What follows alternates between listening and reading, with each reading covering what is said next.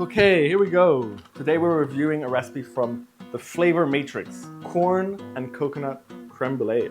So let's get into it. We start off by preheating the oven, and while we do that, we're going to remove the kernels from the corn. Next, we saute the corn in unsalted butter and kosher salt. Then we're going to add the corn cobs, the coconut milk, the water, and let it simmer for about 15 minutes. Meanwhile, we blend light brown sugar and caster sugar.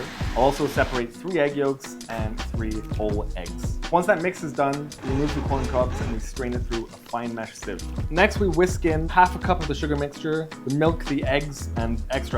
Divide the mixture among 6 8-ounce brûlée dishes or flame-proof ramekins. I use 8 6-ounce ramekins instead, and just check to see if they were set earlier than the 35 minutes mentioned. It says here, cover the pan with plastic wrap, bake until just set, about 35 minutes. Once they're done, we remove them from the pan and then put them in the fridge to cool down. The next day, which is today, I covered it with our sugar mixture, brûlée it nice, and dug in. Okay, so let's discuss the direction of the recipe here. I'm gonna give it a 2.2. Firstly, the plastic. That really pissed me off. It melted in less than minutes. If you cover that plastic wrap in aluminum foil afterwards, it's gonna prevent the plastic from melting. However, it doesn't say that here. It's not implied here. Almost instantly disqualifies the recipe. Second thing is, everything's in volume except corn and the eggs, which are in units. On the plus side, there's not a lot of fluff. There's a photo. The intro's nice and short. I mean, it's gotten out of control online. I don't know if you guys have seen this shit, but it's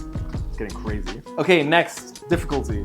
I'm gonna give it a 3.9. It's actually surprisingly technical. This recipe doesn't mention the setting temperature for the creme brulees. So without a meat thermometer, you're gonna be using your intuition. The bake time will vary depending on the type of dish you're using. And the second technical aspect is using a blowtorch. If you have the blowtorch too close, you're gonna burn the sugars. If the blowtorch is too far away, you're gonna melt the sugar too slow. It's gonna start to melt the custard underneath. Not only is it gonna be liquidy on the top, but the sugar is not gonna set into that hard crack that we're looking for.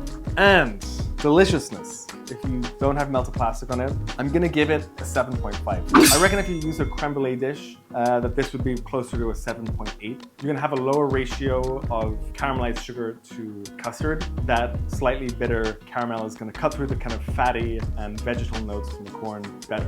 The coconut and the corn does work well together. It makes sense. They're similar loudness. I do think it's a little lackluster, and this would be improved greatly with fresh raspberries, fresh strawberries.